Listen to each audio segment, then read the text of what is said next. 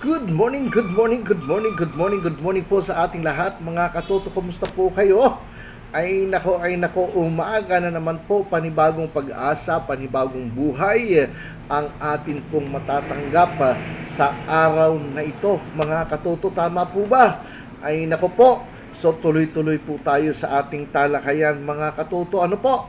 So gusto ko lamang pong samantalahin ang pagkakataong ito, mga katoto, na ito pong ating pong isinishare sa inyo, itong ating pong kwentuhang pambaranggayan, napaka-importante at napaka-mahalaga po sa bawat mamamayan, sa mga residente ng isang komunidad, na malaman po ninyo. Yun po yung dahilan, yun po yung purpose ko kung bakit naggawa ako ng isang channel, ng isang Facebook account para po dito sa particular na issue na ito. Napaka-importante po na ang mga mamamayan ay aware doon po sa ating mga tinatalakay patungkol po sa pambaranggayan. Huwag ho nating biro-biruin ito dahil napaka-importante na may alam ho tayo. At nang sa ganun, hindi ho tayo nalilito, hindi ho tayo naliligaw, na kontento na lamang po tayo sa kung ano ang ibinibigay ng pamunuan ng barangay sa atin. Dapat ho, makialam ho tayo, at alamin natin ano ba ang mga ginagawa, ano ba ang mga mayroon sa pambaranggayan, nang sa ganun ay pupwede ka rin ho makisali, pupwede ka rin ho makisama, pupwede ka rin ho mag-join sa mga activities, sa mga programs, sa mga proyekto. Mas mainam ho na ang buong komunidad ay masayang nagtutulungan, nagkakaisa para sa pag-unlad ng isang pamayanan. Okay po ba, mga katoto, ha? So ngayon po ang ating pong tatalakayin ay tungkol naman po sa BSWMC. Ano po ito? Barangay Ecological Solid Waste Management Committee. Ito po ang nangangasiwa pagdating naman po sa kalinisan, pagdating naman po sa environment ng community. Nakaraan, tinalakay po natin ang ating tanod, ang mga lupon, tinalakay natin ang ating iskay, tinalakay natin ang ating bausi. Ang bausi po, napakamahalaga, napaka-importante. Huwag niyong babaliwalain. Pwede ho kayo mag-subscribe, mga katoto, sa atin po mga pinag-uusapan para updated po kayo sa kung ano po ang mga susunod nating i-discuss, tatalakayin po dito sa ating kwentuhang pambaranggayan. Kaya ngayon nga po ay tungkol naman po sa BSWMC, Barangay Ecological Solid Waste Management, na siyang nangangalaga nga sa environment, sa pagdating po sa kalinisan. Mga katoto, laging sinasabi po ng amin po ng barangay na 3 lang ang problema sa barangay. 3 lang ang problema. Ano po yun? Peace and order. Number 1 po yun. Kasi kung wala pong peace and order, magulo ang pamayanan, wala hong mag-i-invest, wala hong development na magaganap, na mangyayari. Kung alam ng mga ng ibang tao na magulo dyan, ba't ako titira dyan? Di ba? Yung mangupahan lang sa komunidad ay malaking bagay, na malaking tulong doon sa nagpapaupa na nakatira sa community. Dahil pag ginhoy may nangupahan, dadagdag ang bibili sa isang tindahan, dadagdag ang bibili doon sa mga grocery, dadagdag ang bibili ng gas, at kung ano pa. Mga kabig, ganun ho ang sitwasyon. Kaya importante po ang peace and order. Pangalawa, ang basura. Nako, sino ang titira sa lugar na yan kung hindi ka na makadaan dahil tambak ng basura kabilaan sa kalsada? Di po ba? Sa tingin nyo, magsisisiksik mo ang sarili mo na tumira sa isang maruming barangay, maruming community? Anong ginagawa ng punong barangay? Anong ginagawa ng mga kagawad? Bakit hindi ayos, maging malinis ang kapaligiran? Anong ginagawa ng mamamayan? Di po ba? Pangatlong problema, ang kalusugan. So, magkakakonekta po yung mga yan, mga katuto. Peace and order, environment, basura, at kalusugan. 3 problema lang po talaga ang mayroon sa komunidad. Yung iba pangdagdag na lamang po yan. Kumbaga sa ulam, karagdagang ricados na lamang po yan. Pero ang pinakatatlong component po na napakamahalaga na dapat ho kumikilos, gumagalaw ang peace and order, environment, at ang health. So ngayon po, tinatalakay po natin ang BIS o Barangay Ecological Solid Waste Management na siya nga pong nangangasiwa sa kalinisan, sa environment sa ating barangay. Sila po ang may mandato na tingnan ang kalinisan sa paligid. Sa pangunguna po yan ng ating punong barangay, siyempre ang co-chairman po dyan, ang kagawad, na siyang may hawak sa BSWMC Committee. Sila po ang nangangasiwa doon sa mga basura na nagtambak, na kinakailangan pag nakitang may aksyon kaagad. Saan ba dapat ilalagay ang basurahan? Saan ba dapat po pwede magtapon? Yun po ang trabaho ng BSWMC. Sila po ang nakikipag-coordinate sa lokal na pamahalaan upang ipaalam na dito sa aming lugar, itambak na ho ang basura, hindi ho pinupuntahan ng inyong truck ng basura. Ano ho po ba ang nangyari? Sila ang makikipag-coordinate ang BSWMC Committee patungkol po sa kalinisan. Mga pagbabawal sa ilog, pagtatapon ng mga basura sa ilog, so far natutuwa po kami dahil hindi sa pagbubuhat uli ng bangko, dito po sa aming barangay ay minimal bilang sa daliri ang nagtatapon mo ng basura sa ilog.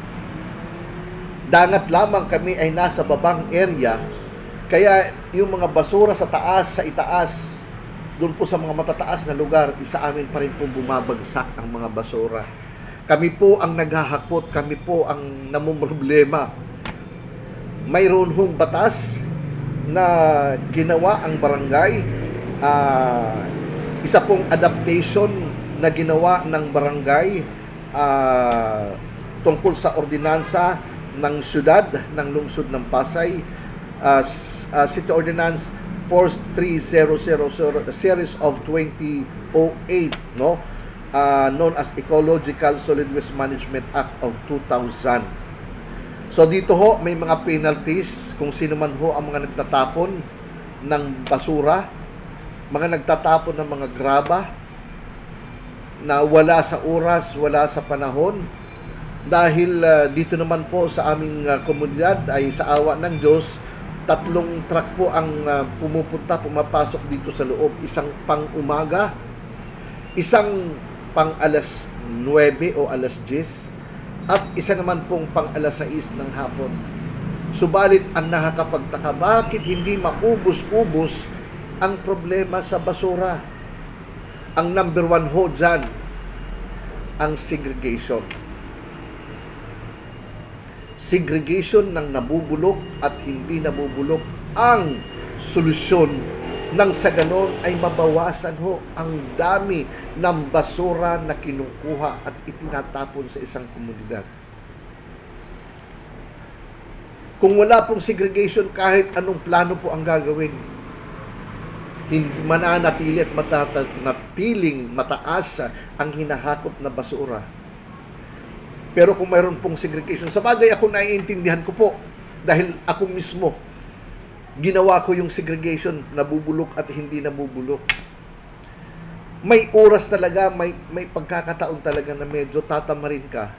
Pero siguro kung religiously gagawin, wala pong dahilan para hindi ho natin mapababa, mapaliit ang bilang o dami ng mga basura na hinahakot sa isang komunidad. Mga katuto, ang maglagay ka lang magtapon ka lang ng balat ng candy,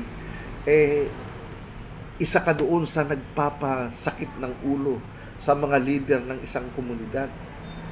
Dapat ho, matuto po tayo na huwag tayo magtapon kung saan-saan. Kung yan naman po isang piraso lang, balat ng candy, ibulsa mo muna. At habang ikinaglalakad, nadaanan mo ang isang basurahan, doon nyo po itapon. Huwag ho tayo maging kontributor, makadagdag sa pagdami ng basura sa pagbara ng mga drainage, ng mga kanal sa ating mga komunidad. Na pagdating ng araw, pamumugaran ng lamok, pangingitlugan ng lamok. At pagdating ng panahon, dinggi ho ang makukuha po natin. Sabagay, sabi po nila, ang dinggi naman, ang lamok naman ay hindi naman namumugad sa madumi. Sa malinis po silang nangingitlog. Totoo naman po yan. Pero ganun pa man, ay dapat ho maging magkaisa po ang bawat mamamayan, ang bawat residente sa isang komunidad na matutong mag-segregate.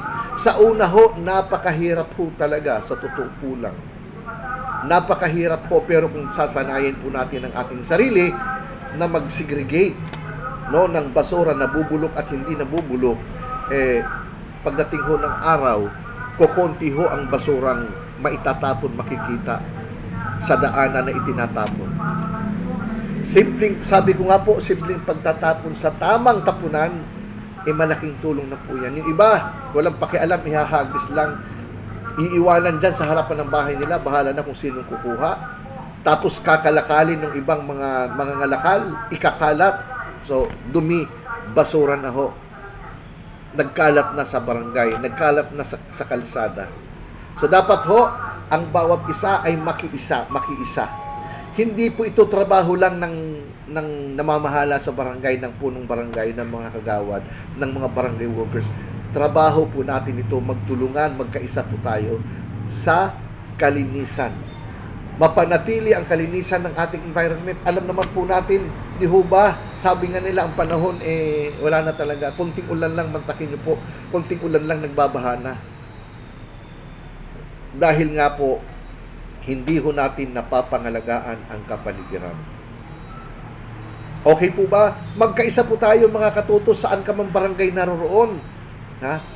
Simpleng balat ng candy. Yung UC, wag naman po nating itapon kung saan-saan.